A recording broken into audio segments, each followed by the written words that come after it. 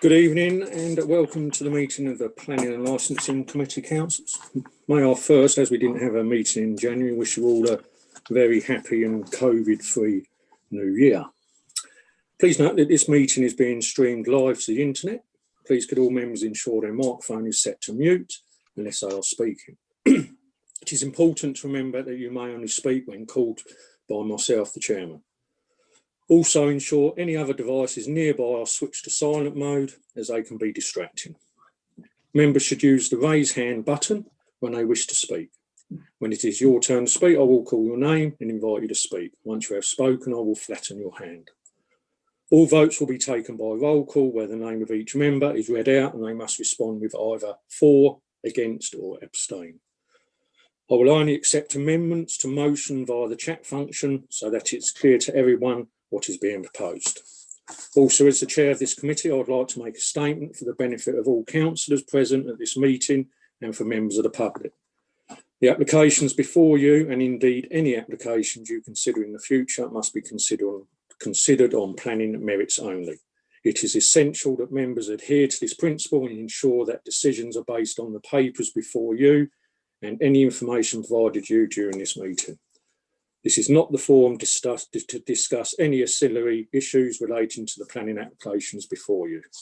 We will now move on to item 1. Apologies for absence. No apologies this evening, Chairman. Excellent, thank you. Item 2, councillors, declarations of interests. Any declarations, councillors? No. Item 3, minutes, to consider and approve a correct record of the minutes of the meeting held on the 15th of December. Are they agreed? Agreed. Thank you. Agreed. Item 4, minutes of the licensing committee, to receive the notes of the minutes of the licence committee on the 15th of December. Are they agreed? Agreed. Thank you, councillors. Moving on to the planning applications tonight, we can go either with the agenda or with the supplementary sheets, it's all the same, but item 1 is 201660 FH, Shepway, Lim Hill, Lim Hive, Kent, and Mr. Allen's going to take us through it. Good evening, Mr. Allen. Good evening, Chair, and good evening, members. Just going to wait for the slides to appear.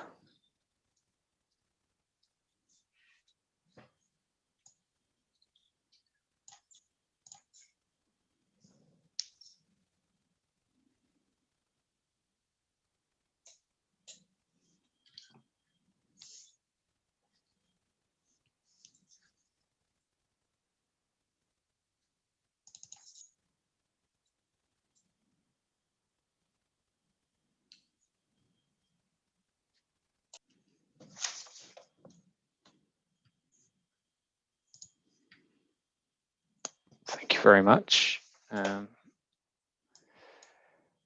The planning applications for the erection of a 4-bedroom and a ground floor with a study/5th bedroom, 2-storey house of approximately 233 square metres with a basement of 35 square metres. Next slide, please. The application site is within the grounds of an existing property known as Shepway, hence the application address, which is a large Edwardian dwelling that's located in spacious grounds surrounded by open fields and accessed via Lim Hill to the west of the site. This is a photograph looking up Lim Hill, and we can see in the middle, approximately the middle of the slide, the entrance to the site. Next slide, please. This is a closer view of that at entrance to the site. You can see the trees to the boundary and the fence, as well as the hills beyond the application site. The application site itself is located to the north of the driveway leading to the existing dwelling, and the application site is set higher than the existing house due to the rising topography. If we can have the next slide, please. This is looking westward back towards the Limb Hill, as we can see, moving across the middle of the picture. And this is the gravel driveway that has running along the line of the hedge to the left, but then with a spur leading off towards the application site. This area is currently set to grass with hedgerows, as we can see, shrubs and mature trees. Next slide, please. This is also looking to the west towards Limb Hill. Next slide, please. To the northwest. Next slide, please. This is looking northeast, and we can see some of the domestic paraphernalia, so sheds, glass houses, various sort of other items. The site's located outside of the defined settlement boundary and is therefore, in planning terms, considered to be in the countryside. It's within the Kent Downs area of outstanding natural beauty and the North Downs special landscape area. To the east of the site, beyond the application site, is Limb Escarpment SSSI, and the site is also an area of archaeological potential, as you'll have seen in the report. Next slide, please. This is looking to the east. Next slide, please. This is looking just sort of southeast. Next slide, please. And we can see there the existing sort of parent property, Shepway, in the distance there, and you can see the distance in elevation between the two sites. Next slide, please. This is slightly further down Limb Hill, and we can see an entrance to public rights of way further down Limb Hill that you'd have to walk on the road to access. Next slide, please. This is the site plan, which identifies where the house would be relative to the access, which comes in from Limb Hill, and demonstrates the house there. So it shows the house in the top sort of middle of the drawing, with Shepway to the east of the site. It also shows the existing planting runs around the site. As mentioned, full planning permission is sought for the erection of an attached two-storey dwelling house. Next slide, please, with a basement to the north of the existing dwelling. Next slide, please. The building would have a two-storey red and brown, or reddy brown, brickwork facade with a Kent clay-tiled pitched roof with solar panels on the southwest facing roof slope. It also have an attached double garage with attic space above, as can be seen here.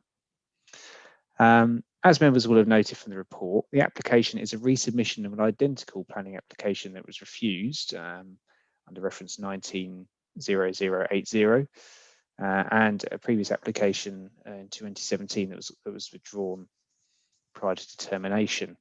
The application site, as I said, is outside of the defined settlement boundary in the open countryside, and the North Downs, it's within the North Downs special landscape area and Kent Downs area of outstanding natural beauty.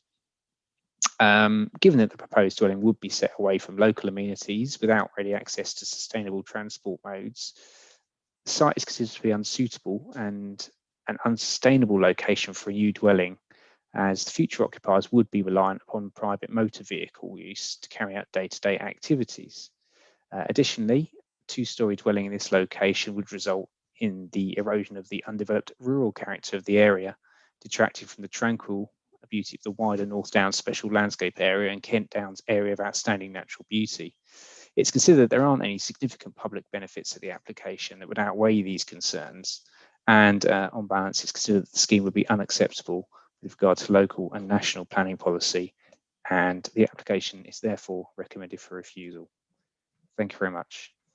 Thank you, Mr. Allen. Thank you for that presentation. We have two speakers on this, councillors. First being Rob Boyer, a local resident, to speak in support. Thank you.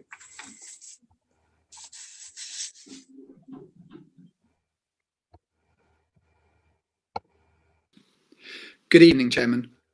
Thank you for allowing me to speak in support of this application.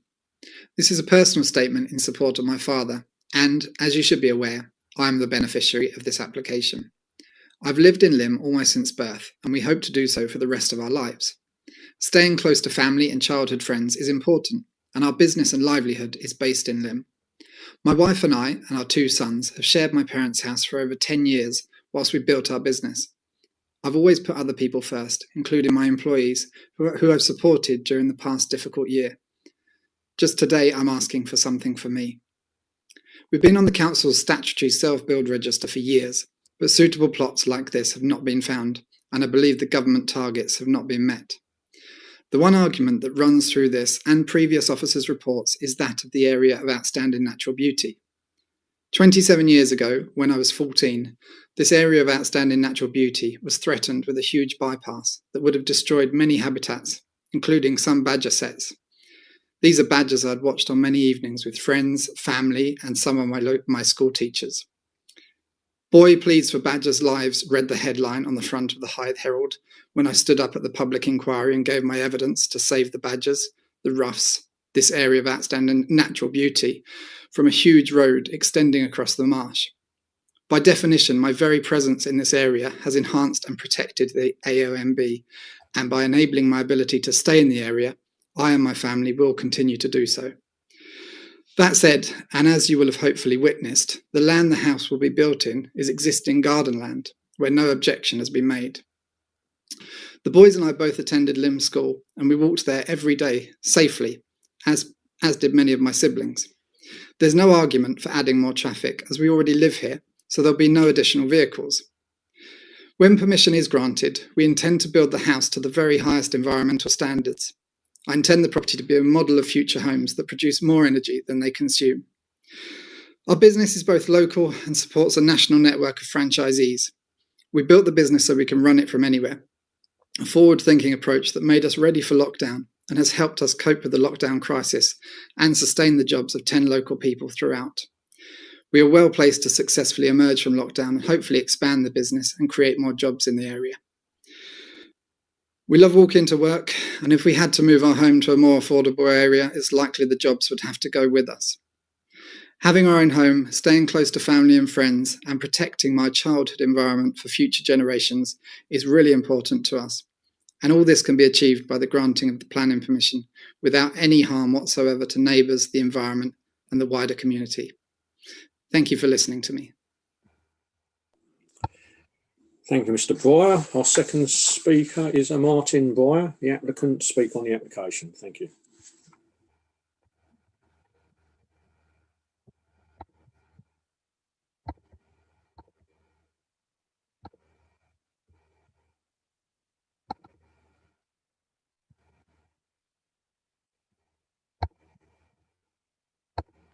Good evening, Chairman. The Planning Officer's report is comprehensive, but unfortunately there are some factual errors and an inaccurate description and analysis of the landscape. The video circulated to members at the weekend and satellite images both evidence the near invisibility of the house from anywhere. The report wrongly states that Lymm Village is 1,200 metres away. The Lymm Settlement Red Line is only 200 metres. The school, church and village hall, 400 metres. The pub and bus stops within 600 metres. The recommendation is based only on location and sustainability, and the summary concludes that, on balance, it is considered that the scheme would be unacceptable.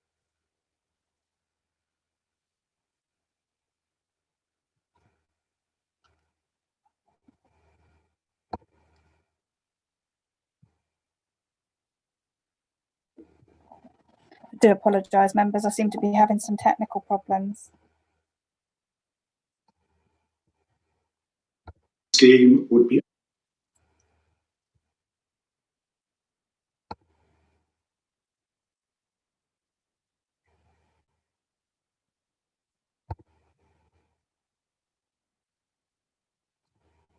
Good evening, Chairman. The Planning Officer's report is comprehensive, but unfortunately, I'm just going to skip to roughly where we were at. and satellite.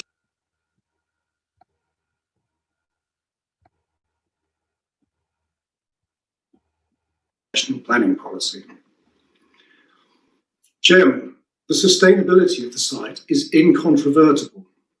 Safe and quick ways for pedestrians to access the school and all local amenities, and bus stops serving local towns, secondary school transport to the door, available capacity already on site for electricity, fresh and wastewater, high-speed internet and green energy. Children have always walked to school, and my daughter even walked home from the church in her long white wedding dress with many of her guests.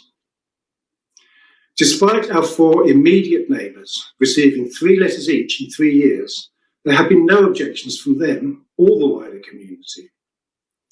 My son Robert has given you a personal statement. For decades, planning authorities have aspired to encourage affordable homes, identify self-built plots, meet local needs, and create new employment opportunities. Sadly, there is most often a mismatch between ambition and achievement.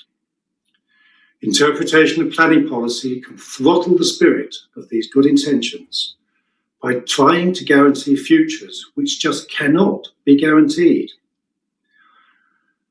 Chairman, there is a happy confluence of all these aspirations in this single application. The arguments for providing a self-built plot and by implication making the house affordable and meeting demonstrable local need are quite strong, and development plan policies make exceptions for this. The site is sustainable. There is no material harm to the AONB and no neighbour objection. And of course, it does increase the chance of retaining and hopefully creating more local jobs. I hope that what I've said provides a slightly different perspective to that of the planning officer, which tips the balance enough to allow members to approve our application. Thank you. Thank you, Mr. Dwyer. Councillors, I have Councillor Jim Martin wishing to speak. Councillor Martin. Thank you very much, Chair. Yeah, it was really just to come in, Chair, about the no objection from the wider community. I have the privilege of chairing the Plans and Works Committee at Hythe Town Council, and we, as a committee, objected to this, as they objected to the one in 2015. And there are many councillors on that committee who are, far longer in the tooth than I am, and it was resolute, more or less for many other reasons than the ones listed in the planning officer's report. But that is just to convey to this committee the views of Hythe Town Council. It was a unanimous objection. Thank you, Chair.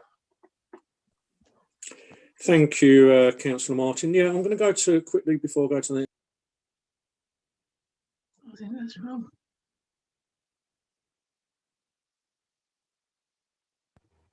Chairman, you're on mute. Sorry, apologies. Apologies. Before I go to the next councillor, I just want to go to Mr. Allen. He's going to clarify the distances because obviously the applicant said the distances are incorrect or there's an issue with them. So, Mr. Allen. Thank you very much, Chair. Yes, the applicant's quite right that in the report at 2.1 it says it's 0.8 of a mile to the village centre. It's clearly not 1,200 metres to the village centre. So for clarity, it is, as the crow flies, 200 metres to the nearest point of the settlement boundary, the lowest sort of southern point. And in terms of walking distances, shortest route I could find was 920 metres approximately to the pub. The approximately 650 metres, I think, or 600 round about that to the school. Again, that's walking from the property. If that is of help to members, thank you. Thank you, Mr. Allen. And next councillor, I've got Councillor Trelaw. Thank you, Chair. I do feel for the applicants and, the need for families to stay close to each other, multi-generational situations, especially in areas where you may have grown up. I appreciate the arguments that the applicants gave about their ambition for sustainable build and their genuine appreciation for the surrounding environment. The one thing that just sticks in my mind, though, is that, you know, when we're building houses like this, it's not necessarily just for this generation and this family setup. You know, in the future there may well be two. At some point in the future, there may well be two sort of independent families there, which then brings with it a sort of entire setup and a number of cars and all of that. So I guess one thing that's staying in my mind is the sort of the longevity of these of the application, and perhaps not just to sort of base it on these individuals' particular circumstances, as much as I empathise with them. Thanks. And Councillor Chalor. Councillor Hollingsworth. Yes, thank you, Chairman. Can I just check first? Well, first of all, I was going to say I take on board Councillor Martin's comments, but it may be, and I as I understand it, we have to consider all the evidence at this meeting. So if there's something new, and there may well have been, then we have to consider everything at this meeting, not what has gone before. The other point I wanted to just check on is it said that it's been allowed to come before us again because of process errors in the previous application, and I just wonder if that could be clarified first, please, and then I've got another couple of points. Mr. Allen, do you want to pick that up now or after? Thank you, Chair. I'm not quite. Rob, do you want me to? Yeah. Come in here? Sorry. Thank you, Claire. Hello there. Sorry, I'm Councillor Hollingsworth. I'm not sure where you've got that from. Is that something you've read somewhere? Yes. Do you know I just wanted to check why it's been allowed to come back.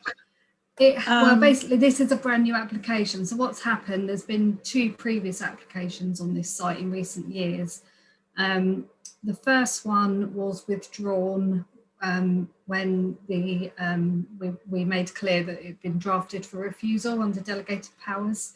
The first application was withdrawn. The second application was on a committee agenda. It was all drafted and actually made the agenda. However, it was when COVID hit and the meeting was cancelled, and then we brought in the delegated plus procedure, and it was refused under that procedure. So this is a third brand new application, but each application has been identical. So there's been absolutely no change in the documents submitted, or whether the plans or the reports. But I'm not sure where you've read about a procedural error. That may have been in correspondence with the applicant. I'm not sure, but this is a standalone brand new application that's been gone to the committee. Thank you very much. But I just wanted to go on the points for refusal. I mean, I've travelled down Lim Hill for 20 years, over 20 years, every day, and there has, over that time, and actually in recent years, although I think there's been a new house built there, and there's been a lot of extensions. Now, I'm the first person to turn around and say every application has to be decided on its own merits, but I just felt that in terms of the reasons for refusal, it was worth a mention. I think, and I think before that I have actually supported this application. I am of the view that it is a sustainable location.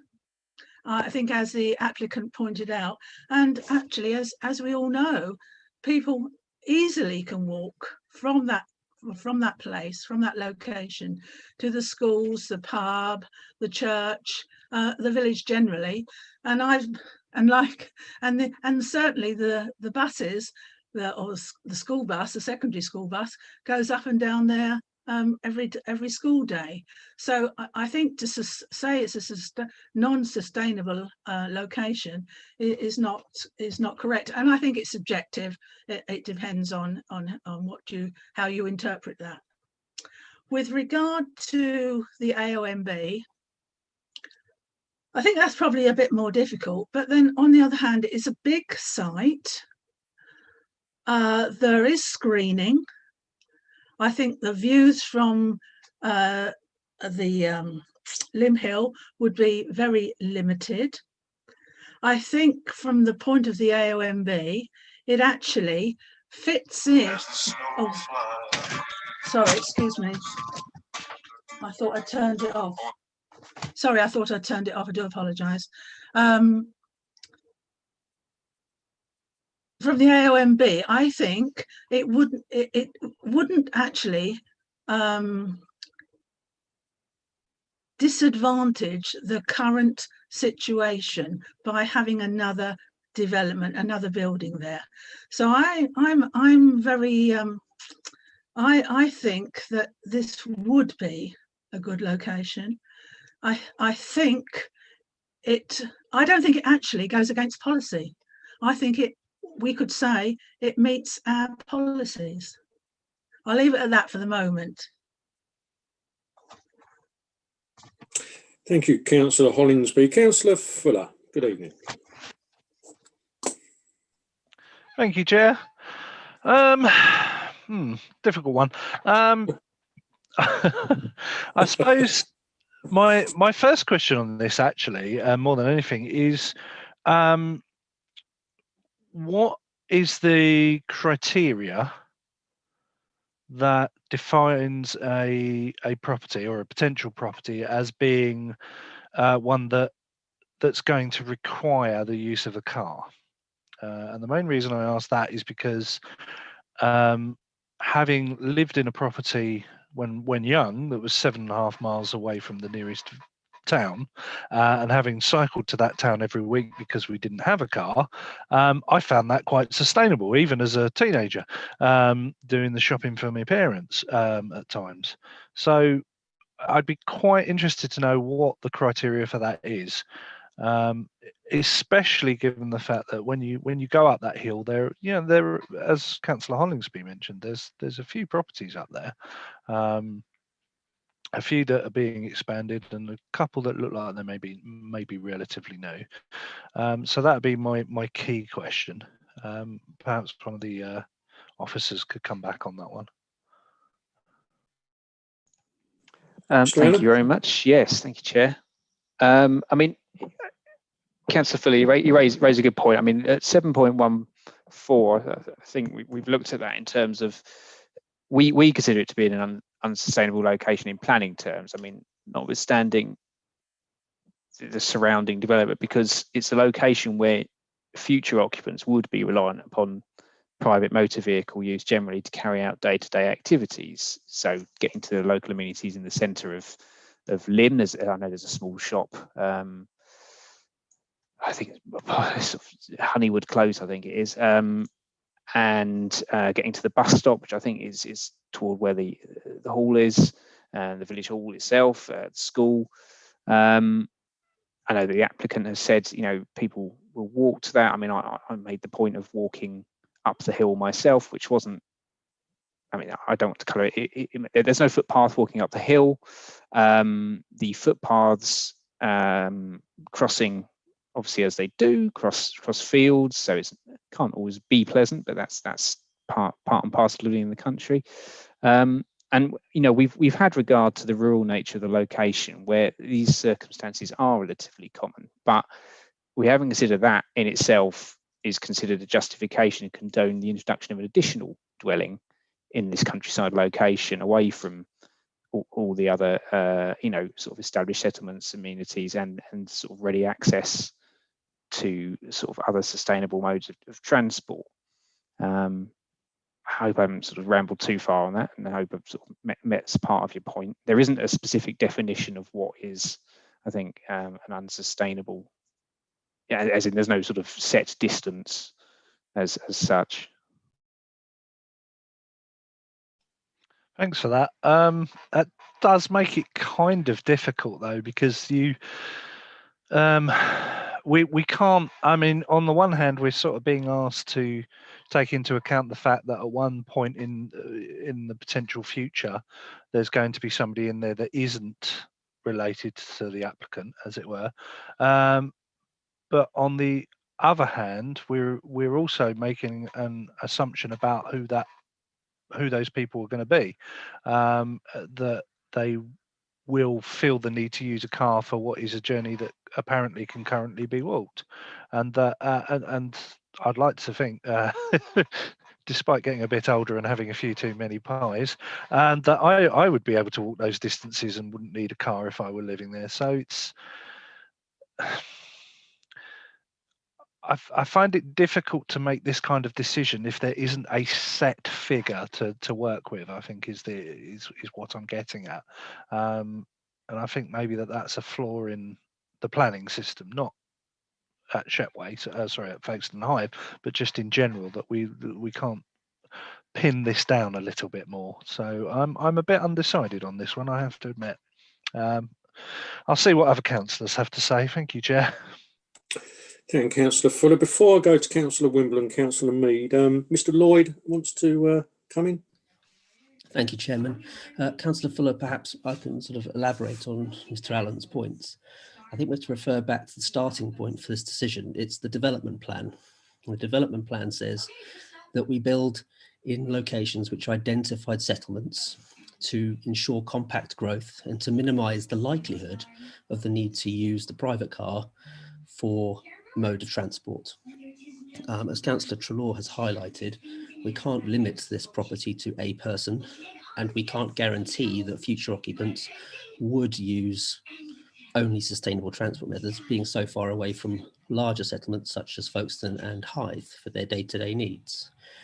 So that being the case, the starting point is, does the development plan support development in the countryside? And the answer is no, it doesn't. It says that we should encourage compact growth in existing identified settlements, and that's the key point, and or sites adjacent to where it would not be harmful visually.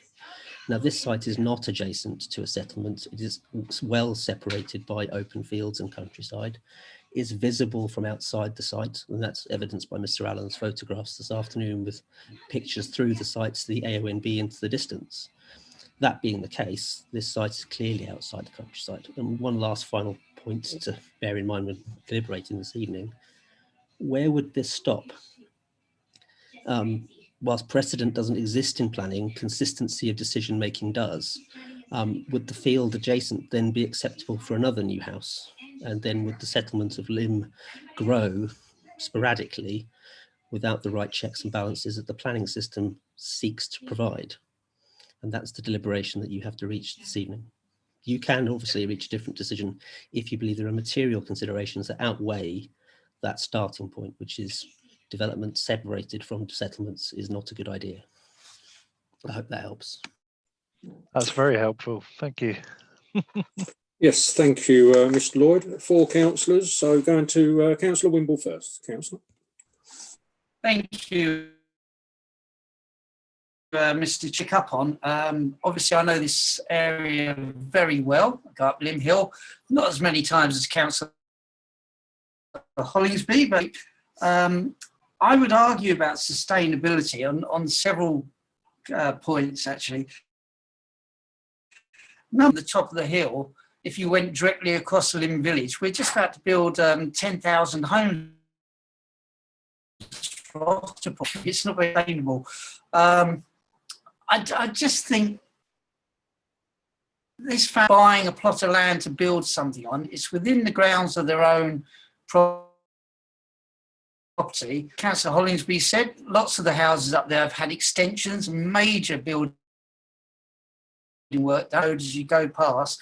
And as you'll know from previous meetings, I'm a great believer that if you be able to do whatever you like to that property. I noticed on the plans it's very up there. It's going to be very green build as well, with all the solar panel you would expect from modern building. I personally, they answered the question, can they live there? Their children will be walking to the schools. So I can't see why we should block it, because as we could be setting a precedent, but I don't think it'd be a bad precedent in a time when the government are telling us we need to be here. I quite like 800 homes like that one. Just to convince me against not.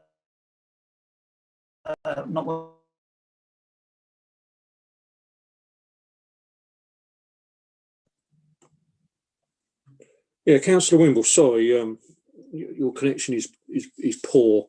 If you're going to continue to speak, I suggest you might want to phone up. If we'll see what it's like when we talk to you again. No doubt we'll be talking to you again during the evening, but you're cutting in and out, and obviously it's difficult. So we just have to monitor you, how you get on, mate. All right. Moving on, Councillor Miss Deffier. Thank you, Chair. Sorry, just a quick point from me. I just wanted to remind members that this application, sorry, not this application, an identical application was refused by officers very recently, probably more, just about 6 months ago, if that. And the applicant did have a right of appeal, which he has not chosen to exercise. There are no material changes. In fact, there are no changes. The application is identical as was the one previous to that, which was withdrawn by the applicant. So I just wanted to remind members that, the correct procedure in this case would be for the applicant to go through the appeal process.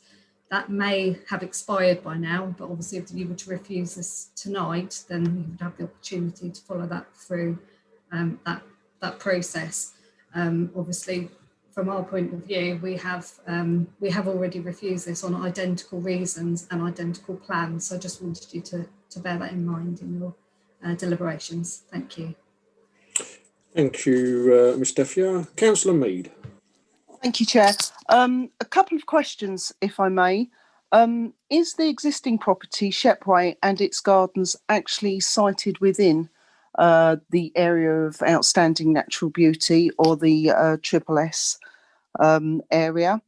And do we believe that even with the screening from the area of outstanding natural beauty, this new property would be visible? Thank you. Mr Allen. Thank you, Chair. The property Shepway and all the land surrounding it is within the area of outstanding natural beauty. The Triple SI abuts the site, runs around the edge. I think we've set that out in the report because there was some discussion about making sure that if it were to be permitted, you couldn't go into those areas to ensure that that, I think it's calcareous or calcare, I think that's how you pronounce it, grassland is protected. I think that was the remit of your question, wasn't it? The 2 points, yeah. I asked whether we believe that this new property, if it's given permission, will be visible from outside of their actual property boundary in the area of outstanding natural beauty. Thank you. Yeah. Thank you, Chairman. Yes, we believe it would. We don't align with the applicant's suggestion that it would be largely protected from view by the existing vegetation. It's an 8.4 metre high dwelling. It would be slightly set into the ground to accommodate for the basement area, but it sits approximately 4 metres higher than the current property. And it is a 2-storey property, and it's the officer view, as you've seen set out within I think it's section 7.15 and to 7.20 that we don't align with the applicant's claims, and we feel it would have a detrimental impact upon the AONB, the SLA, and just general countryside protection policies. Thank you.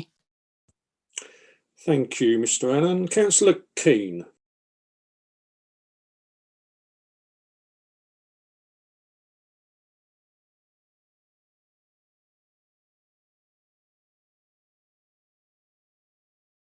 Councillor Keane, you're on mute. You'll have to unmute, Councillor Keane. Right, yeah, thanks, Chair. Just a couple of things that have sprung to mind while we've been talking about this. I'm all for keeping large families together. I think it's really important for children to be near grandparents, and, you know, encouraging people to live in rural settings, that it's the best way to live. And I think we need to remember that people have changed their habits. People no longer jump in a car and go shopping. They tend to have shopping delivered area and keeping a lot of cars off the road. I'm like Councillor Fuller, because there's a lot of things that, had I got that kind of land adjoined to my house, I'd want our children living there. And I'm all for that, but I, like Councillor Fuller, I've got to think about this a bit. But just like to, you know, those points that without the pandemic, people are more reliant on being out in open spaces. Rural life is important, and we shouldn't be encouraging people not to live in rural areas. We should be encouraging them more to keep those villages alive. So that's me. Thanks. Thank you, Councillor Keane. Councillor Philip Martin, are you having issues with your equipment? Is that true? Yes, thank you, Chairman. Yes, I can neither raise my hand or get a message to you. I don't know what's gone wrong. No worries. My team's on it. At least you spotted me. Thank you. Several points I'd like to make. First of all, you know, I've gone through this 30-odd pages. I've read the reports. I've got quite a backlog of history on this particular application. I would like to, first of all, ask, I've searched and searched and searched, and I cannot find, and I'm wondering if they're outdated, I cannot find policies SD1, DSD, SS1, SS3, CSD3. Now, the ones, they are supposedly contrary to policy, you know, to the application going ahead. I could find CO4, which I personally think that it meets. Right, point number two, I'll try if I can to answer Councillor Hollingsby's question. This has been going on now for 3 or 4 years, and you quite rightly heard that there had been some errors at some point there. For example, owing to a mix-up, and I'm not laying the blame at anybody's door, I don't know how it happened, but when former Councillor Michael Lyons was on this committee, it was agreed with one of the officers that it would then be brought to committee. And obviously, the applicant wasn't too happy because that was not carried out. And, you know, I do actually have paperwork to corroborate this. And the other thing, of course, is that the applicant wasn't really happy that it was made under the sort of the COVID regulations, if you like, you know, rather than having this opportunity for everybody to look at the application.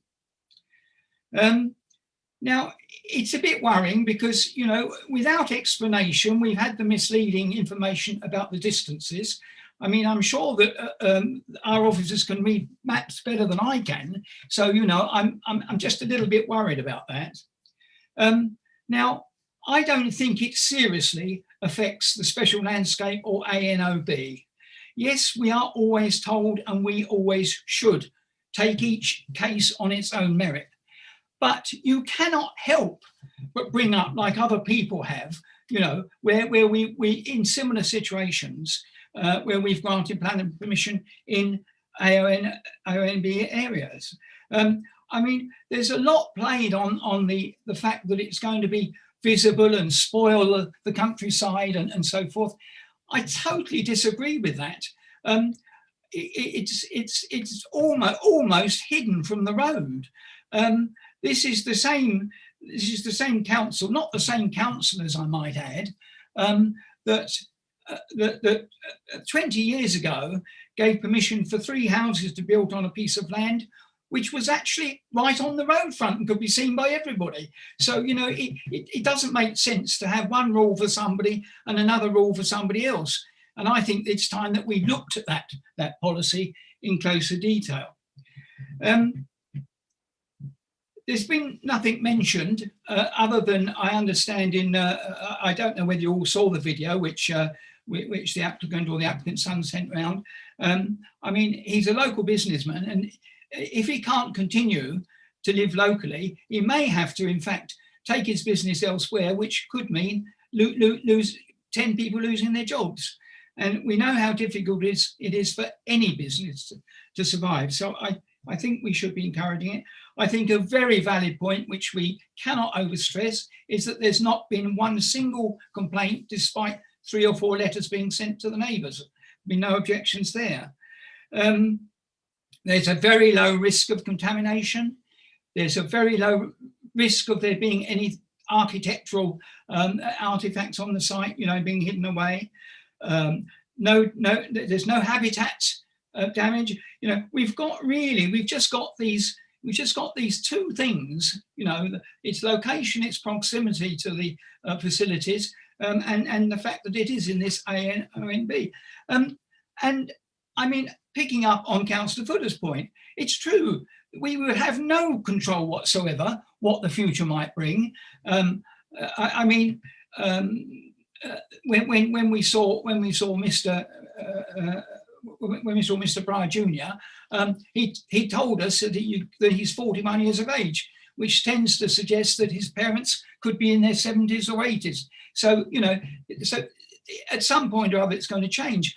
But I don't know, I don't think I've ever met anybody, and although I don't know where Councillor Fuller lives, but I don't think I've ever met anybody that lives in a rural or semi-rural site that doesn't either have or expect to live without a car. I mean, even in some of the, as I say, the so-called, you know, rural villages where you've got maybe buses only every hour, every 2 hours, or what it may be.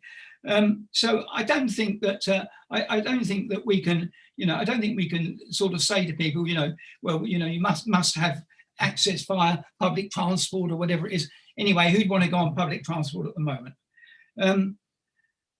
Now, I find that, you know, that looking down there, most of the policies down there, HB1, HB3, HB6, I won't go through them all because I don't want to prolong this meeting, but, you know, it complies, you know. I just feel that that this is being objected to, being rejected on what I personally would say very, very flimsy grounds. And, you know, I would like to see it go ahead. And if I have a seconder, I'm happy to put forward a proposal. I've got sheets of paper there where I think we can find reasons for it. So, Chairman, can I propose that we approve this application for, in other words, against the officer's recommendation? Happy to Councillor? second. Happy to second, Chairman. Thank you, Councillor Hollingsby.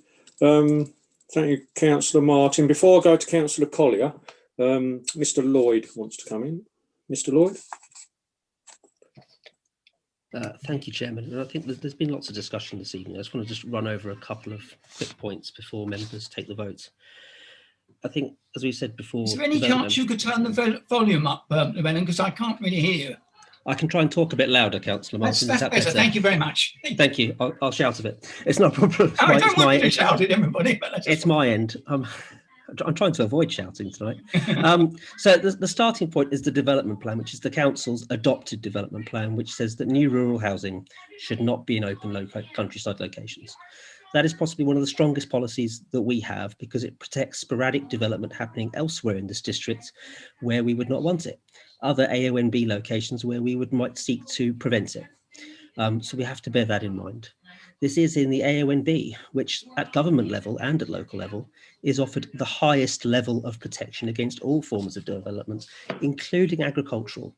And that's protected by local policy NE3 of the Places and Policies Plan, which protects the district's landscape and countryside. We do have policies which encourage new housing in rural areas, but they do so on the edge of settlements or within existing settlements as part of infill. We do recognise that there's a need for rural housing, but that doesn't mean it happens in an area outside of existing settlements in unsustainable locations. This development is not secured for local housing in the long term. It is for one individual, and it's quite a substantial house at that. And I would question myself whether it could be termed affordable in the grand scheme of things. Picking up on the procedural matters which have been pointed to, the previous call into committee happened by a previous councillor who is no longer a member of the committee or the council. Unfortunately, that meant that his call in technically fell away. So it no longer had any force. So there was no procedural irregularity in that matter. I'm very upset, it's a difficult thing that COVID affected the previous application having to be determined under delegated powers. But I would highlight that every member of this planning committee was consulted on that recommendation and it was still refused. Councillor Martin has highlighted that most residents would probably need a car in this location, and we need to bear that in mind for sustainability grounds. And in terms of Otterpool is being approved on the basis that when built out, it is such a scale that it would provide all the sustainability benefits that come with living in and near to existing facilities. At this moment in time, Lymm is not part of Otterpool. And even so, even if it became part of it in the future, this site would still be outside of that development area. So I think we need to bear all of those factors in mind when coming to a conclusion this evening. But I think for me, this site is an area where the council has said it does not want new housing, i.e. outside identified settlement boundaries in the AONB. And to overrule those without significant justification is quite a leap. Thank you, Chairman. Thank you, Mr. Lloyd. Councillor Collier. Thank you, Chairman. I think that there's certainly been an impassioned plea made by the applicant and indeed his son, founded on the desire of keeping the family together and also of maintaining jobs in the Folkestone and Hythe district. I think I know enough about planning and have received enough guidance from our officers to realise that those factors should not be borne in mind in considering this application. The fact of the matter is that we would be unable to impose any conditions restricting the future occupation of the property. So in considering this application myself, I shall look at it on the basis that Shepway has been acquired by a developer. The developer is seeking consent from this committee, acting as the local planning authority, to build an additional 4-bedroom house in the grounds, presumably with the intention of selling off both. I'm also feeling that I should be approaching this application on the basis that we are not talking about jobs in Lymm or indeed anywhere else. And this concerns me enormously because had there not been such play on maintaining the family contact and the jobs, I would have possibly felt more able to support the application than I am now, because it's going to appear to the public, particularly based on previous decisions which have been taken on different applications and indeed also the refusal of this application, that this committee perhaps has been persuaded by the circumstances of the applicant. So on that basis, I am somewhat concerned, Chairman, but I'm still listening to what colleagues have to say. Thank you. Thank you, Councillor Collier. Councillor Jim Martin. Thank you, Chair. Yeah, just to come back with 3 points. One, it's either in the area of outstanding national beauty or it isn't. It was only a few meetings ago that we refused permission in Hawkinge because the development was literally inside the wall of the boundary of the area of outstanding natural beauty. So this is a fundamental key policy, particularly, I have to say, for the people of Hythe. Hythe is over the next few years going to be turned into a building site. So, you know, trying to maintain our countryside. The tagline of Hythe used to be where the countryside meets the sea. Well, we've got precious little countryside left. So this is either in the area of outstanding national beauty, which means it doesn't get permission, or it's outside when, you know, you can consider it. We have to make our mind up. It's regardless of the applicant's personal circumstances. Just coming to the personal circumstances, I don't pay a blind bit of attention to all of this keeping the family together. There is a very, very simple solution. It's a huge house at the moment, which they are successfully living in as an extended family and have been for some time. And there is nothing wrong with them putting an extension on that building to accommodate a further generation, should they do so. I am very much minded to agree with Councillor John Collier on this point, that we have to set aside all of that emotional baggage that has been brought into this argument and just consider it as a development plot. The third point I'd like to make is about the car use. Yes, it is physically possible to walk into Lymm. There's no question about that. It may be a little more challenging to walk back from Lymm, but on a night like tonight, where it's rainy, sleety, you've got a car on your drive. Are you going to walk your children down that hill to Cubs, or are you going to get in the car and run down there? That's the point. You need a car. So that makes it, in modern definitions, as an unsustainable location. And it would open the floodgates, in my mind. There are umpteen owners around Lymm who would like to engage in this kind of garden grab. And if we agree this, then, you know, we are creating a real problem for ourselves. Thank you, Chair. Thank you, Councillor Martin. Councillor Hollinsby, then I've got Councillor Treloar. Councillor Hollinsby. Yes, thank you, Chairman. I just wanted to make it absolutely clear to Councillor Collier, and in fact Councillor Martin, that I have certainly not taken the personal circumstances of the applicant into account whatsoever. I know that is not part of planning. The two things I've taken into consideration are sustainability and the outlook on the AONB. And I believe, Mr. Lloyd said that it's in open countryside. I disagree that it's in open countryside. I don't think it is in open countryside. It's in part of a garden, a residential dwelling. It's not, to my mind, it's not in open countryside. And I have to say, it's not very often I disagree with Mr. Llewellyn, but on this occasion I do. But I certainly have not taken into account any personal circumstances, any relevance to employment, although I think employment obviously is very important, but certainly not in the planning consideration. Thank you, Councillor Hollinsby. Councillor Treloar. Thank you, Chair. Yeah, I tend to agree with Councillor Collier as well, and what Jim Martin just said.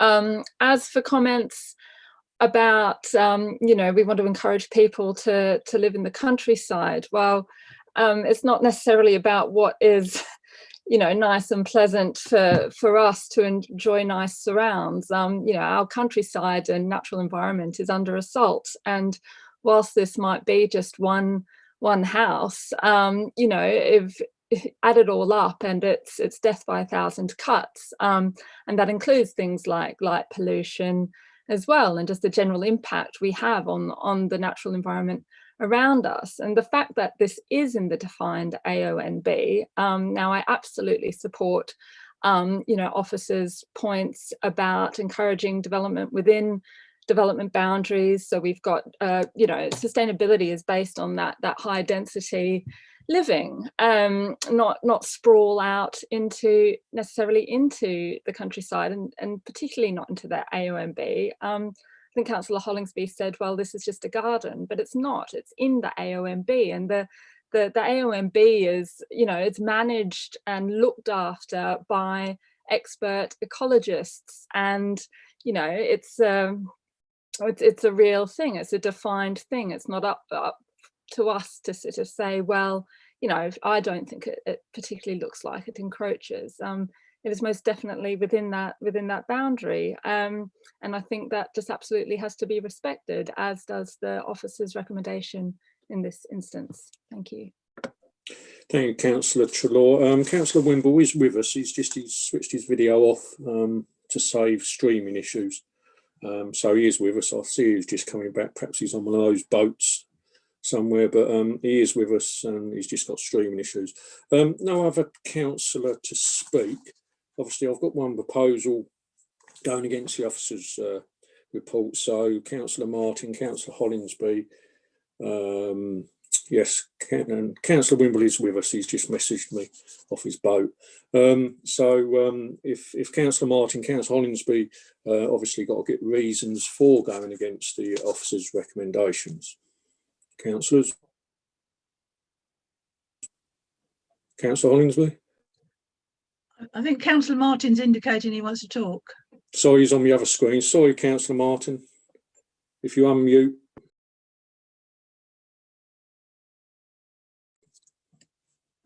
I'll do it for you.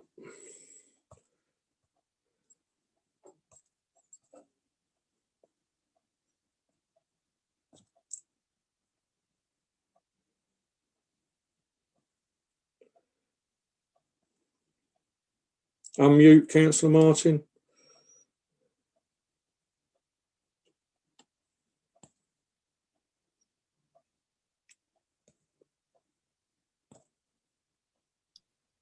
Can you hear me now? Yes, go for it. Did you hear any of what I said? No. So I was asking you to unmute, and I tried to unmute from my end. So I thought it was a bit disingenuous for my namesake to suggest it was just a developer moving in there in order to clean up. We heard that the family have lived there for over 40 years. So it's clearly, it may seem it, but it doesn't appear to me, to be a money-making exercise. I think it's just to provide a family home, and it just. I'm not overlooking the importance of the ANOB, but it does seem extraordinary. If you look back, I think you'll find that a lot of properties have built in there. Whether it's against policy at the time or not, I don't know. Thank you. Thank you, Councillor Martin. Yeah, I did pick up about reasons for going against the officer's recommendations, policies, etc., with yourself and Councillor Hollingsby. Well, I personally, despite what is said about it being the ONB, I personally don't feel that it would detract from the beauty and the appearance of the property. I don't believe that it will be visible and actually spoil the street scene. And we have a policy here which encourages garden development. It would be different, obviously, if somebody was looking to put however many houses they put per acre on the site. It's not contaminated the land. I'm a bit disappointed that I didn't get an answer to my very first question when I first spoke.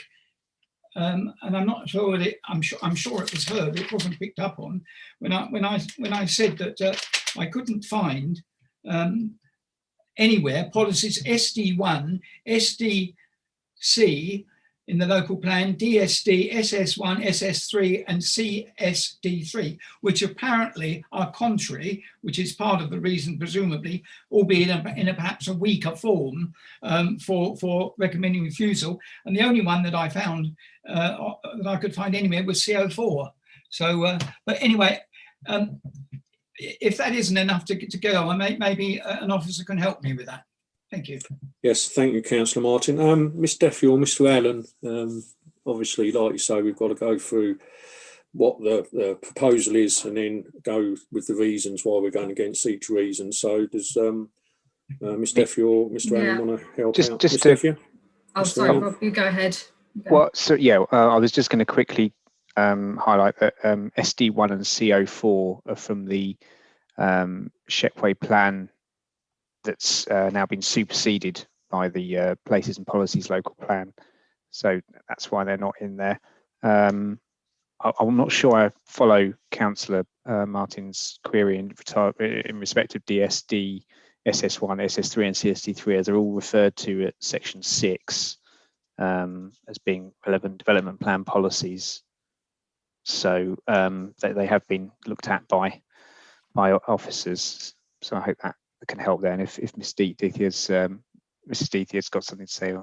If SD1 and CO4 have been deleted, why are they even in the report? Correct me if I'm wrong, but I think the only references to those are historic in the previous reasons for refusal. If you look at page 31, which is the current recommendation, they're not referred to because they have now been superseded. Thank you.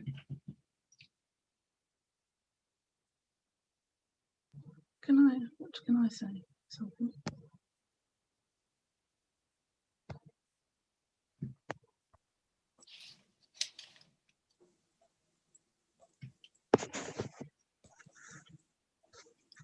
Councillor Hollingsby, are you indicating to speak? Yeah, I mean, my view is that it meets a sustainable criteria.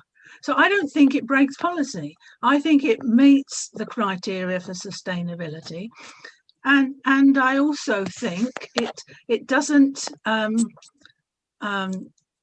I can't think. I can never not think of the word at the moment.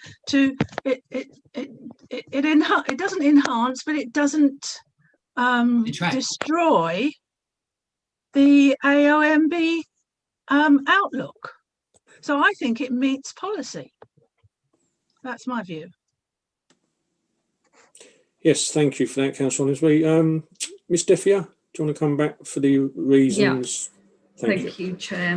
Yes, just to remind members, I think you probably are all aware, but in situations where members choose to go against officers' recommendation for refusal, there is always risk of judicial review, and case law tells us that in such situations that basically members need to go through all of the reasons for refusal and clearly explain why they're reaching a contrary view.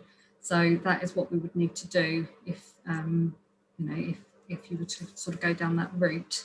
And I might just need to remind you that in AONB there's no presumption in favour of sustainable development.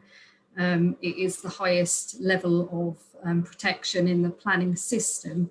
Therefore, it's not really harm you have to demonstrate. Not only limited harm. It's the ultimate test. So you need to be really clear that you think it preserves or enhances the character of the AONB in sort of reaching your conclusion. Thank you, Ms. Defier.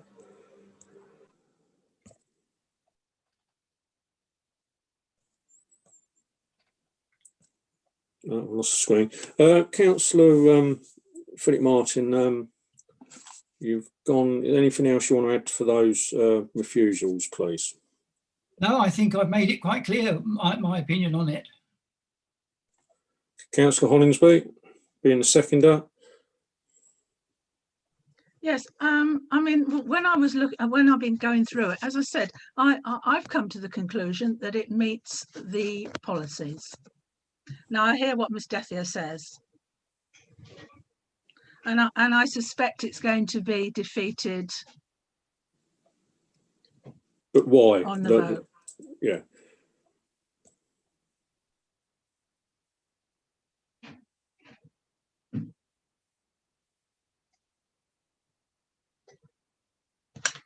Okay, well, I will put it to the float, and then obviously if it falls, then we're okay. If it passes, then we can come back with the reasons, and the officers can talk us through it word by word, bit by bit. So I will go to the vote, and like I say, we can deal with the the reasons if the vote wins. So we have for one vote, one proposal, apologies, proposed by Councillor Martin, seconded by Councillor Hollingsby, to go against the officer's recommendation for approval. Over to you, Mr. Mills. Thank you, Chairman. I'll just read out the list of councillors named, and if you could just say for, against, or abstain, I'd be grateful. So, Councillor Brooke. Against. Councillor Collier. Against. Councillor Fuller. Against.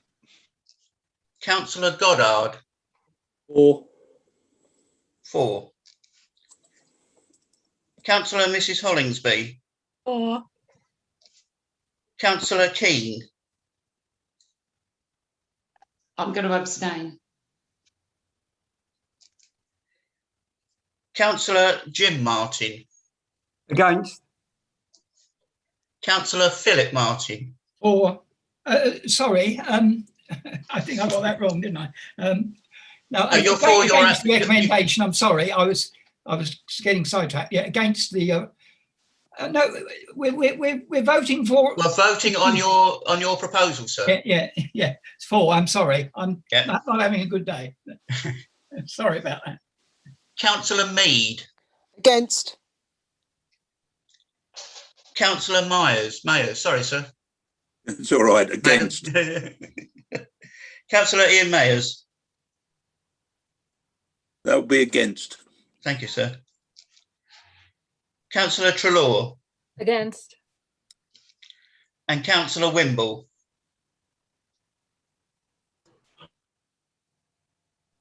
Councillor Wimble. For. Yes, for. It's absolutely disgusting the way that she treats me. Oh, really? Chair, for the motion is 4 votes. Against the motion is 7 votes with 1 abstention. Lovely, thank you, Mr. Mills. So that proposal is not carried. I've got a hand. Councillor Treloar. Yeah, I'm happy to move that we go with the officer's recommendation. Seconder. Happy to second, Chair. Councillor. Sorry, I've got Councillor Treloar for. And Councillor Mead, Mr. Mills. Thank you.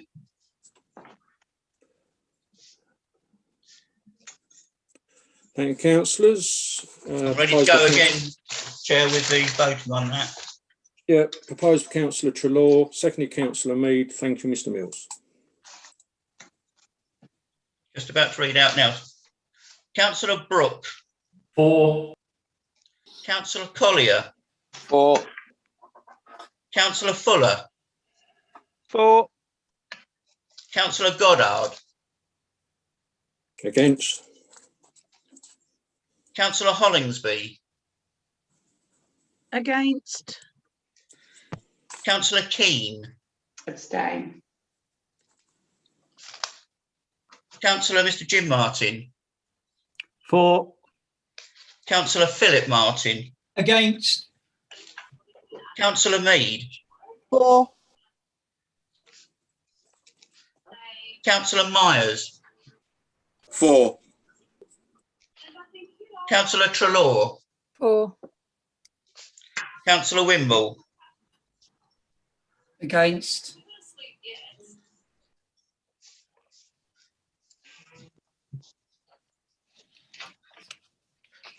Chairman, I have 7 for that, 4 against, and 1 abstention.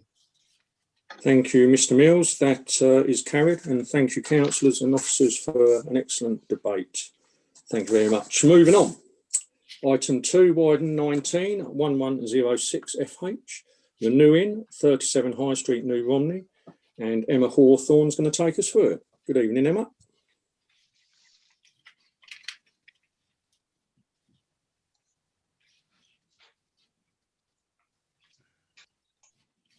Sheet. Additional comments have been received in relation to the proposal.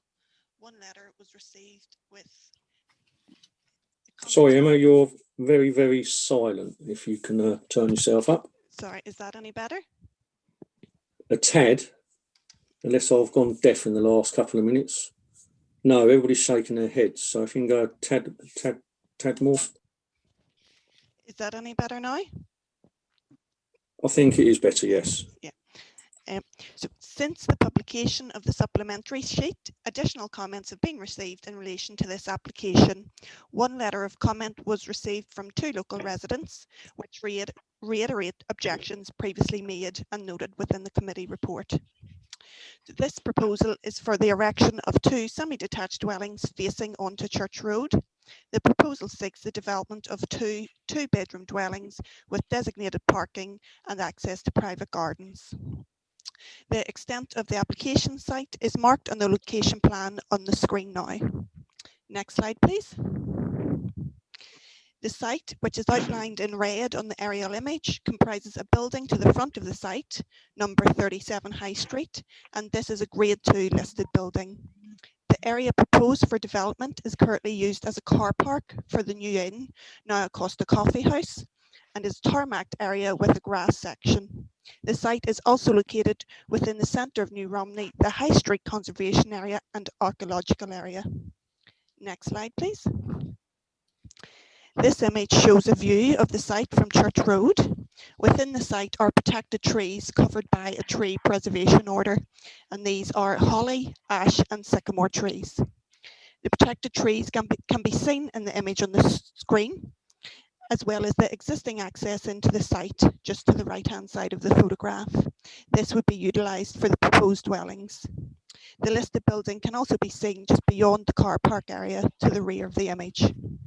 Next slide, please. The block plan shows the proposed dwellings would be positioned with the area of open land to the rear of the site.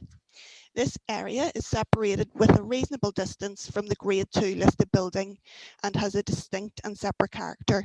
Therefore, it is considered that there is less than substantial harm to the setting of the listed building and its fabric, and the proposal would not affect its significance, which would be outweighed by the public benefits of 2 new dwellings.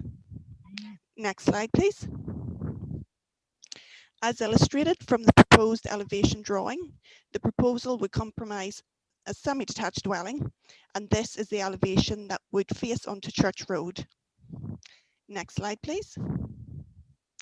The drawing shows the proposed rear elevation, and this would face into the site towards the Grade 2 listed building. Next slide, please. As illustrated by this block plan, there is considered to be sufficient room within the site to accommodate the development without appearing cramped. Further, the proposal would contribute to the street scene by infilling a gap currently present between the existing built form. Next slide, please.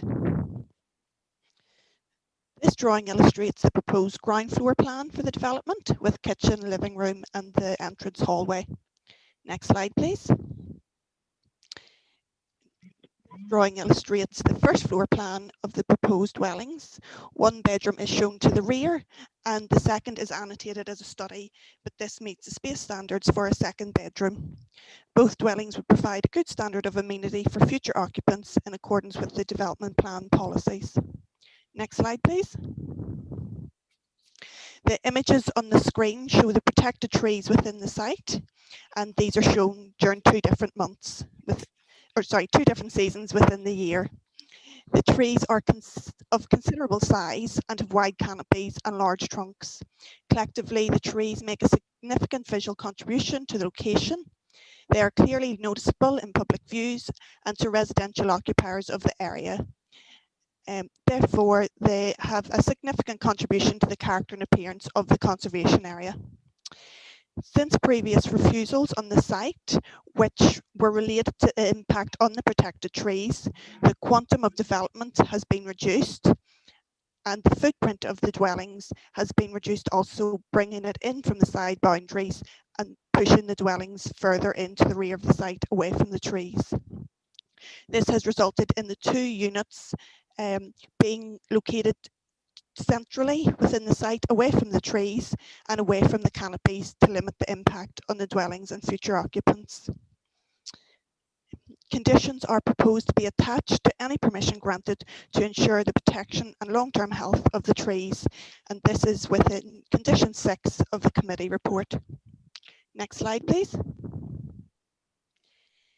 In terms of the site's location, it is a sustainable location where occupiers would benefit from local services, including shops, schools, surgeries and public transport. The site has good connectivity with good road and footpath networks surrounding the site. 4 private off-street parking spaces are proposed, comprising 2 spaces for each of the dwellings. And this is acceptable in accordance with the parking standards. The existing off-street car parking for 37 High Street is considered to be large and therefore provides sufficient parking for the commercial business to the front of the site. Overall, officers recommend the proposal for approval, subject to conditions as set out within section 10 of the committee report. Thank you, Chair. Thank you, Ms Hawthorne. Councillors, I have Councillor Wimble. Thank you, Mr. Chairman. Right, I'm glad I'm going first on this one. Because people might think I'll be against this. However, I've seen lots of proposals come forward in the past. In my opinion, they've always overdeveloped. They were all about cutting the most important thing. I think the houses are in keeping with the street scene, and I actually have no problem with it at all. So I'm happy to listen if somebody is prepared to second. I'll take it. Was that a proposal, Councillor, when you're cutting out the moment? So is that a proposal, yes? Yes, the officer's recommend. Excellent, thank you very much. Do we have a seconder? I'll second, Chairman. Seconded, Councillor Collier, thank you very much. Any other councillor wishing to speak? Nobody wishing to speak. In that case, I have a hand quickly.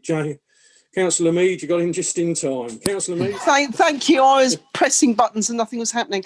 I know how you feel. The only thing I'm a little concerned on this was under the consultees, where the town council, who obviously tend to be experts in their own areas, have said that the proposal contravenes certain policies, SD1, BE3, BE5 and TR12. I'm just wondering if the officers could actually comment on that, please. And Councillor Mead, Miss Hawthorne.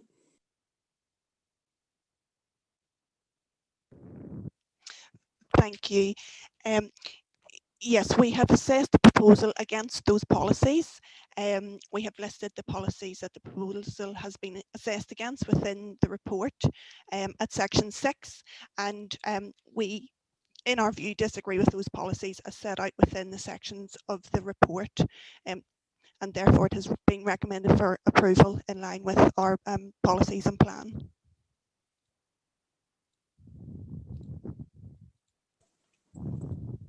Thank you.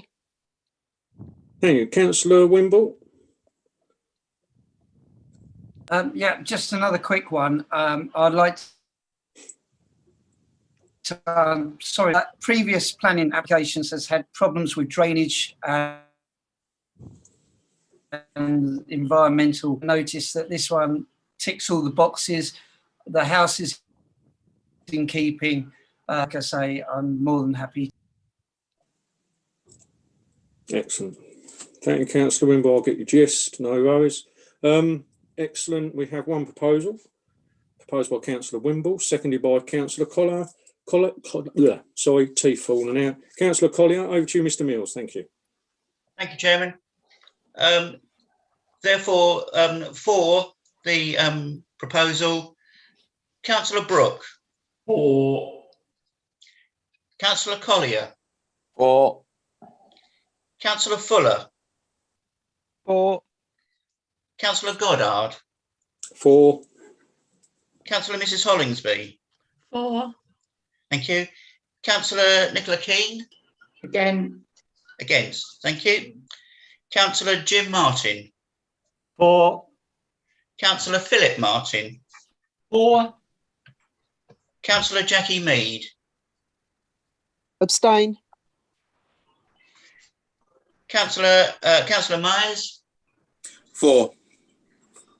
Councillor Georgina Trelaw, 4. and Councillor Wimble. 4.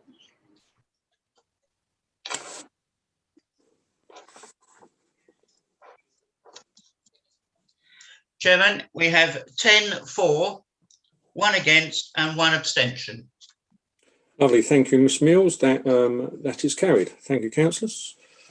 Moving on to Y19 0653 FH, Ordnance Garage, Military Road, Hive, and Emma Hawthorne's going to take us through it. Thank you, Emma. Thank you, Chair. So again, additional comments were received in relation to this application since the publication of the committee report and the supplementary sheet. 1 letter of objection was received with signatures from 4 local residents. And again, these reiterated objections previously raised and outlined in the committee report. This proposal is for the installation of 2 jet washes and associated works, which include the installation of glazed screens, anti-ram bollards, low LED lights, and new concrete slabs with silt traps. Next slide, please. The extent of the application site is outlined on the plan on the screen. Access to the site is via Military Road to the south. Next slide, please. The application site comprises an operational filling station with an open forecourt between rows of cottages number 3 to 17 Military Road, which are Grade 2 listed buildings to the west. A modern development is located to the east, and to the rear of the site are properties in Bartholomew Street. Next slide, please. The site includes a single-storey forecourt shop with link canopy above the filling station pumps and a drive-through car wash to the north of the shop. Next slide, please.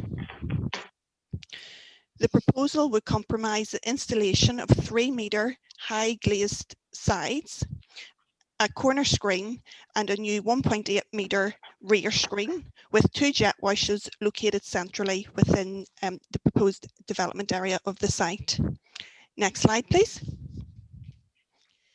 This drawing illustrates the proposed site plan for the development and shows the jet wash position to the rear corner of the site.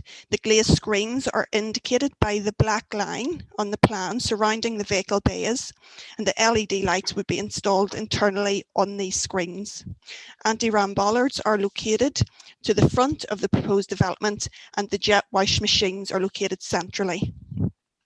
Next slide, please.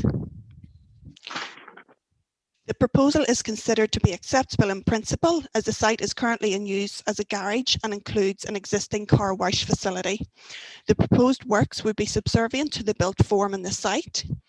Given the siting of the proposal towards the rear boundary of the site away from the street scene, it is not considered that the works would appear incongruous or out of keeping.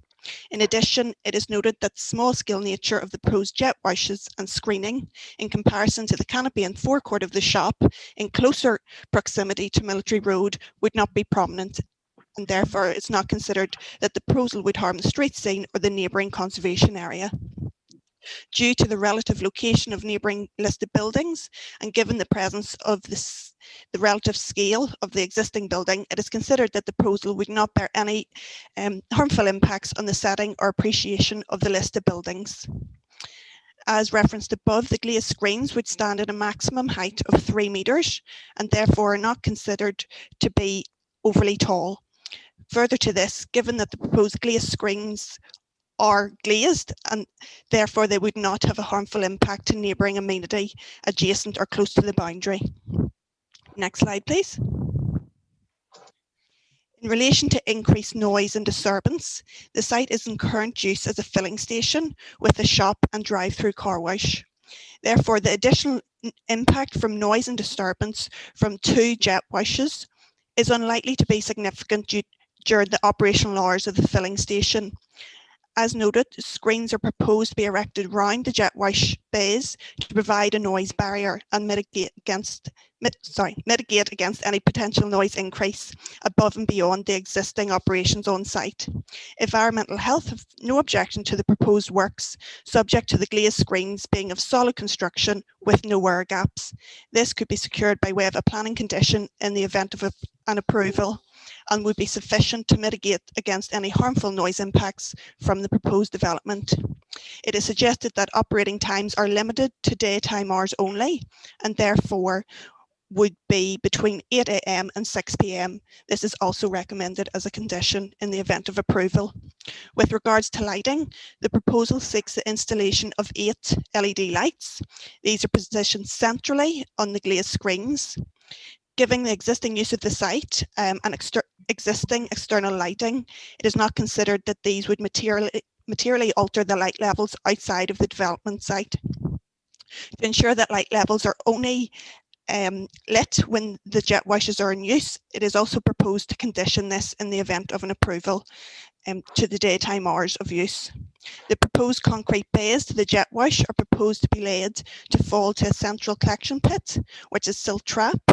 Whilst there can be some immediate overspray in very windy conditions, the majority of water spray is contained within the 3-metre high screens and drops into the dishes in the concrete bay.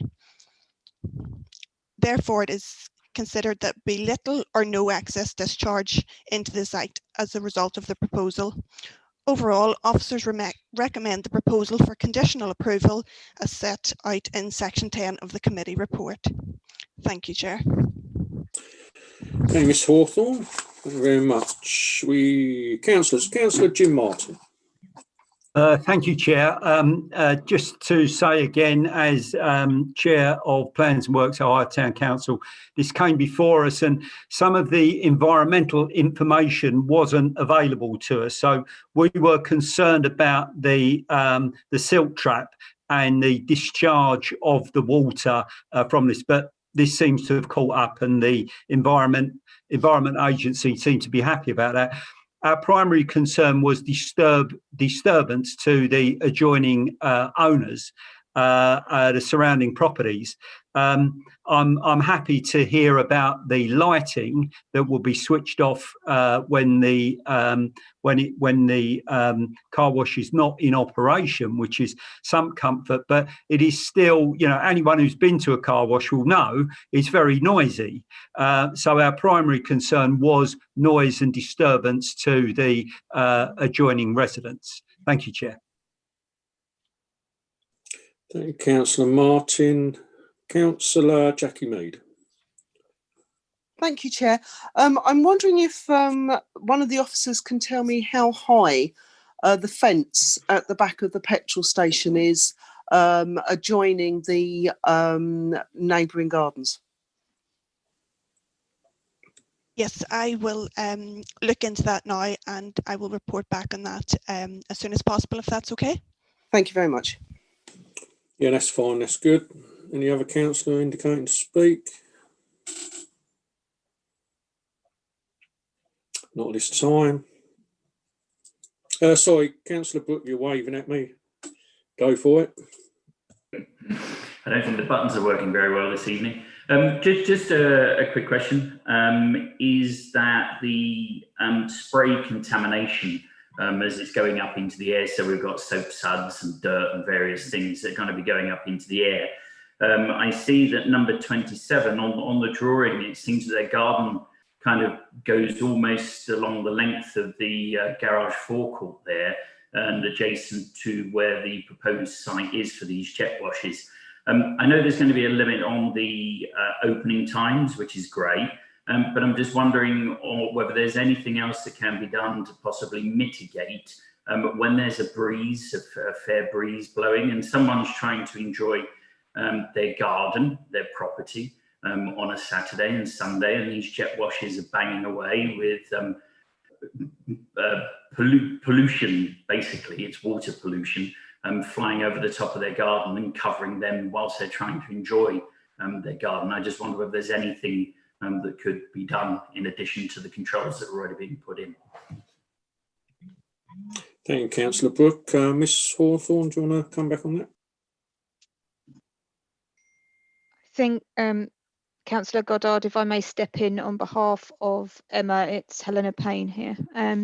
Whilst Emma is looking for the answer in relation to the height of the fence, I think it's worth bearing in mind that the screening around the jet wash area is at 3 metres. In fact, the noise assessment itself stated that it only needed to be 2 metres to be effective. So that additional 1 metre will actually help, in addition to not only protecting noise, but also preventing any overspill at any great height that may result in impact on the neighbour, particularly the closest neighbour to the site.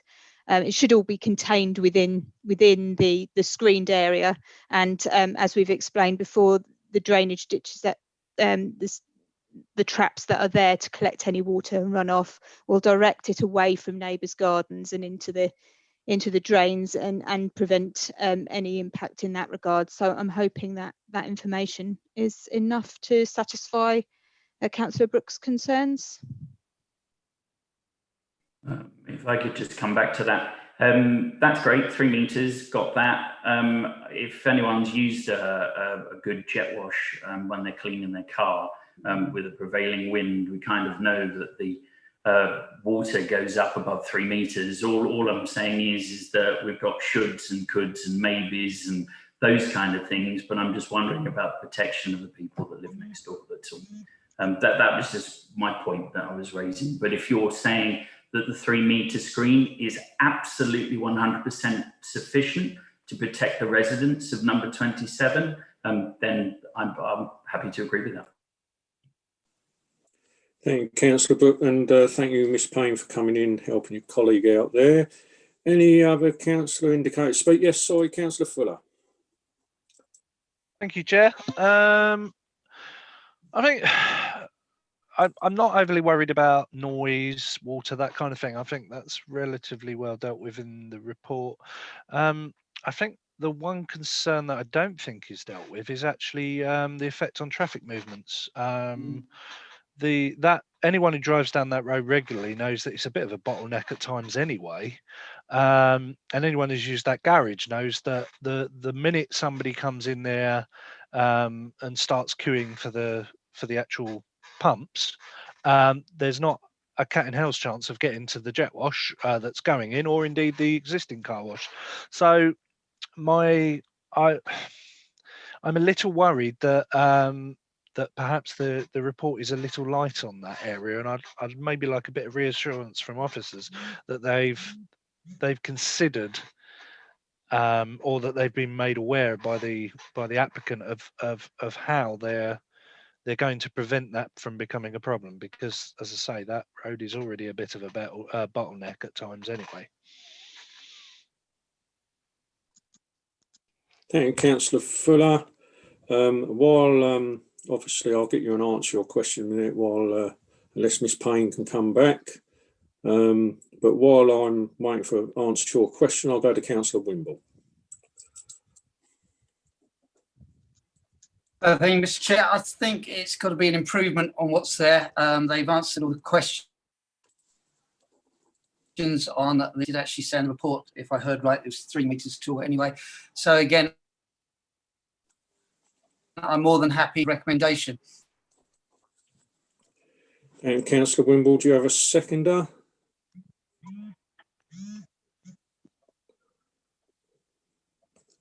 Happy to second, Chairman. Thank you, Councillor Hollingsby.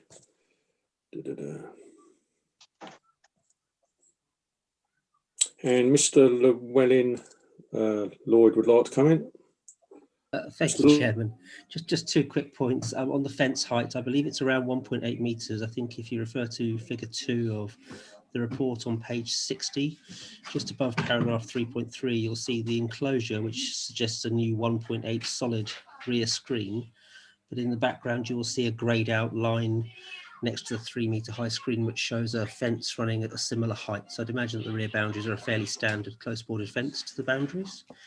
On the highways point raised by Councillor Fuller, just quickly, Kent Highways have been fully consulted on the application and have raised no objection. Of course, this is a built-up area, and congestion in and of itself is not dangerous.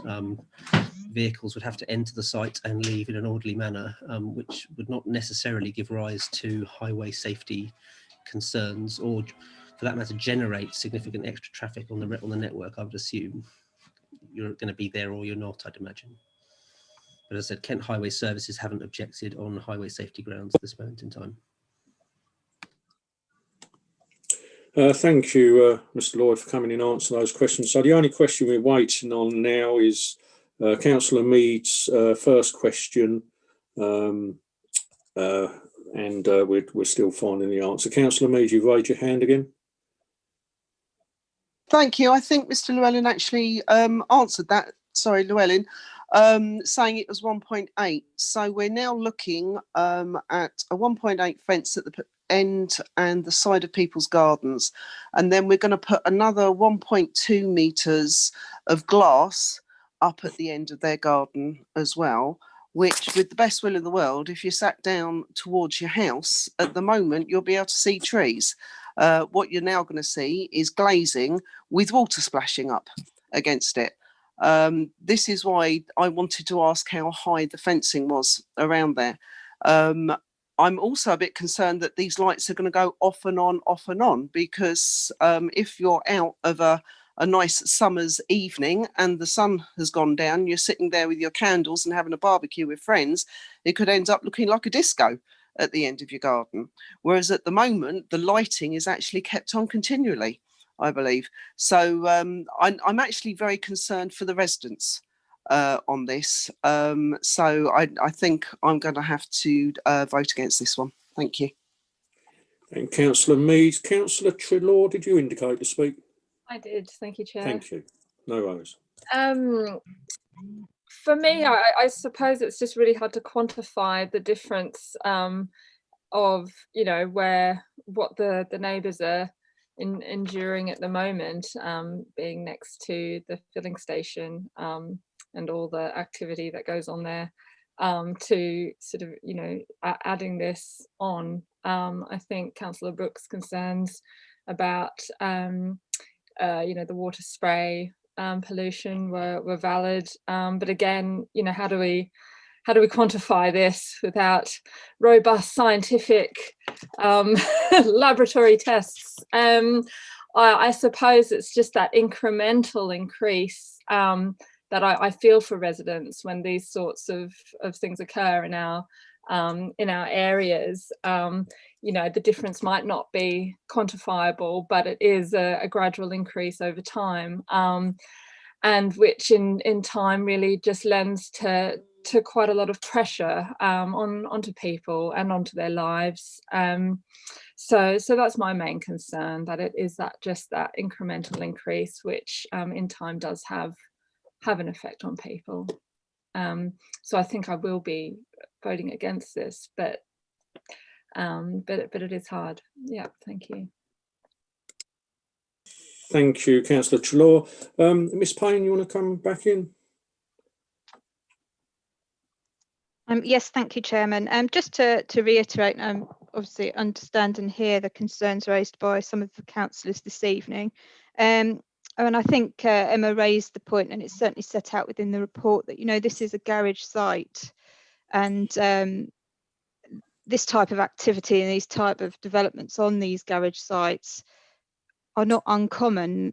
They're ancillary to the main use of the site, and it's already there. So notwithstanding the concerns, the level of impact is, in our view, in the planner's view, not over and above what is already experienced on the site already, in terms of lighting and noise and that sort of thing. And the argument here, or the conclusion here, is that this new spray wash facility will not increase the level of noise or lighting much above and beyond what's already experienced. Yes, and so we've already, you know, we'll make sure that it's restricted to the same hours of use as is already there.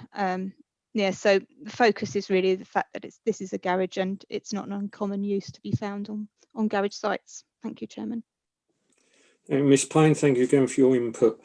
Okay, councillors, no other councillor indicating to speak. I have one proposal.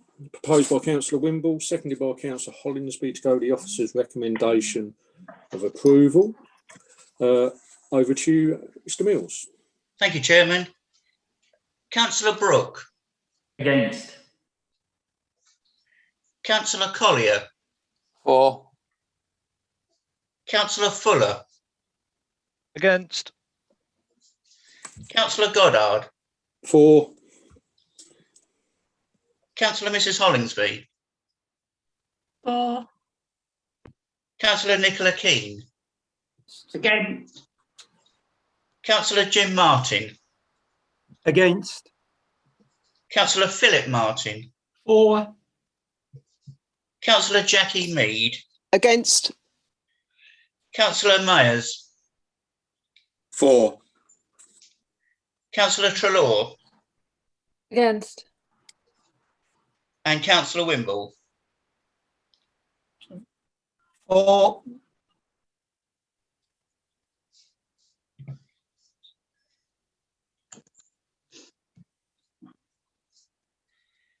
Chairman, I have 6 for and 6 against. Thank you, Mr Mills. I will go the officer's recommendation of approval. Thank you. Thank you, Chairman. That makes it that the application is approved. Yes, that's right. Thank you, Mr Mills. Thank you, councillors. Moving on to item 8 on the agenda.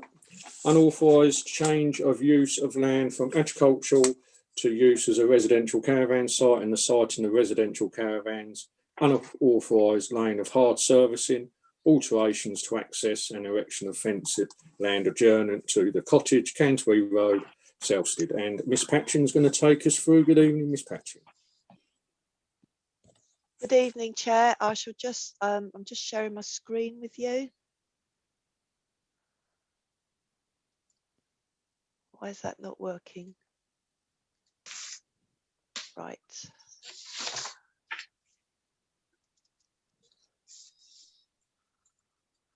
Okay, can you all see my screen okay?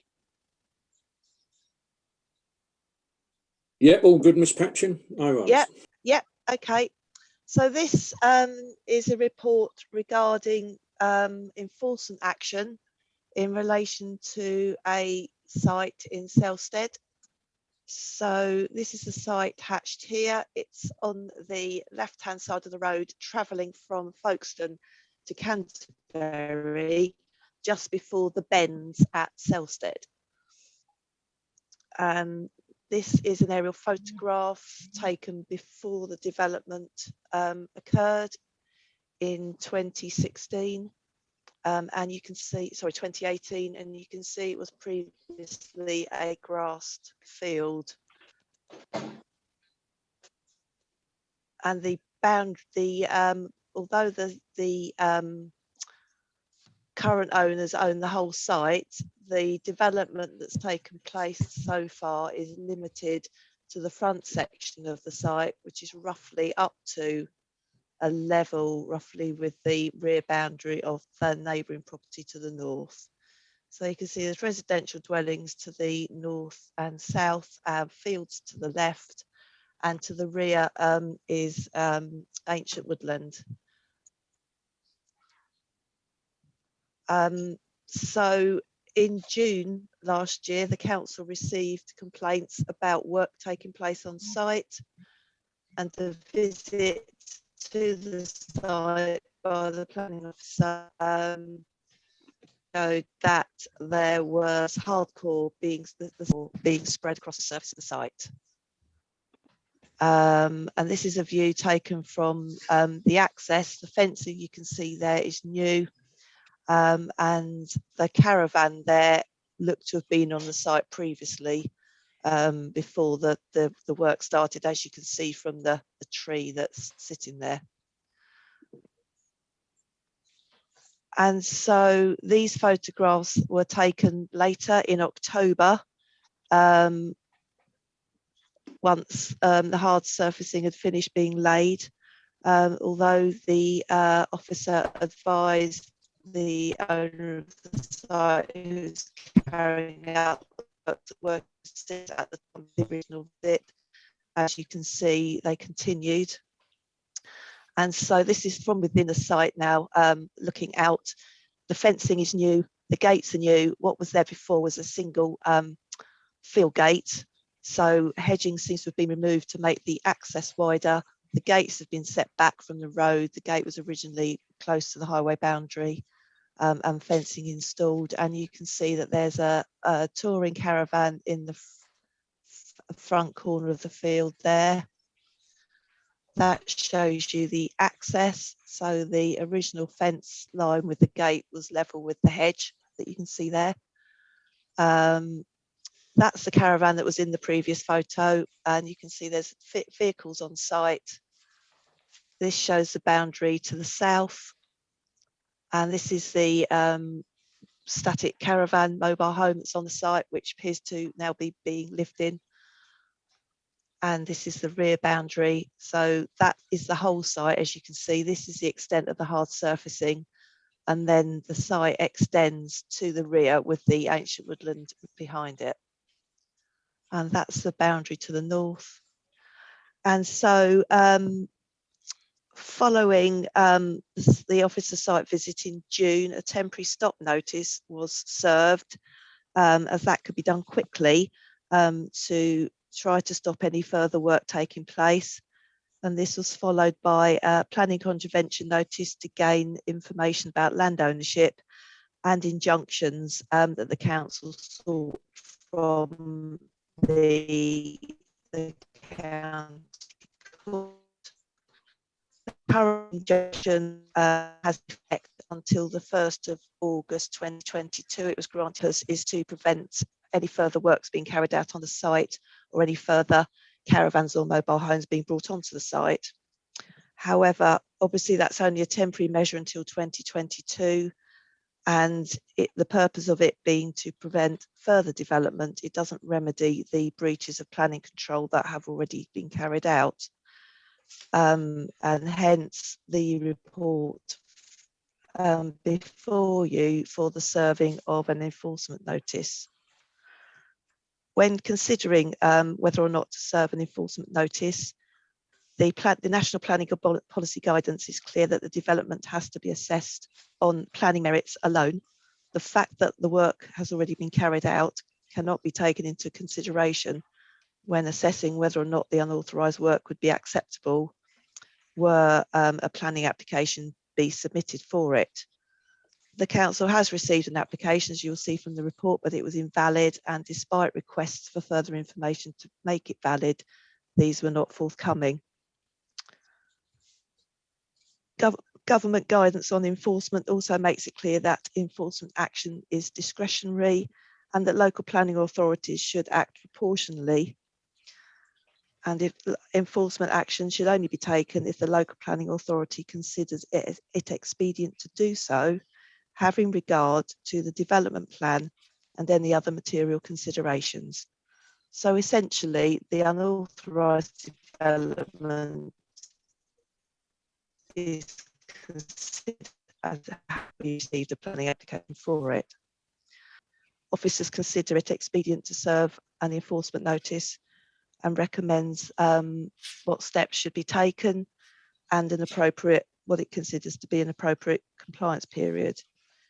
Given that occupants would need to provide alternative accommodation and that the hardcore is proposed to be a requirement to be removed and reinstated with grass, then 12 months is considered to be a reasonable time, particularly given the current restrictions to enable the requirements of the enforcement notice to be complied with. Recommendations are set out in the report.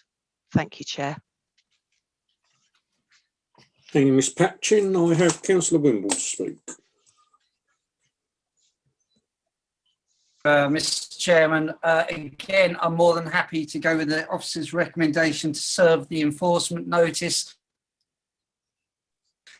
District, we've got very similar down here on Romney Marsh, and we need to and start plonking static homes and turning them into site planning vision. And so I think we need to act very strictly on this and recommendation, and I think we should do it on future applications. Thank you, Councillor Wimble. A proposal. Do we have a second? Did you second, Chairman? Councillor Philip Martin, second. Any other councillor wishing to speak? No? Okay, in that case, have one proposal proposed by Councillor Wimble, seconded by Councillor Philip Martin. Mr Mills?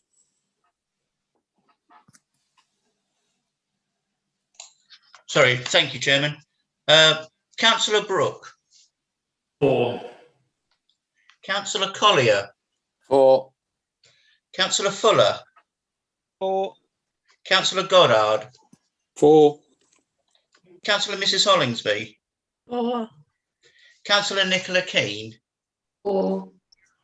Councillor Jim Martin. 4. Councillor Philip Martin. 4. Councillor Jackie Mead. 4. Councillor Mayers. 4. Councillor Georgina Trelaw. 4. And Councillor Wimble. 4.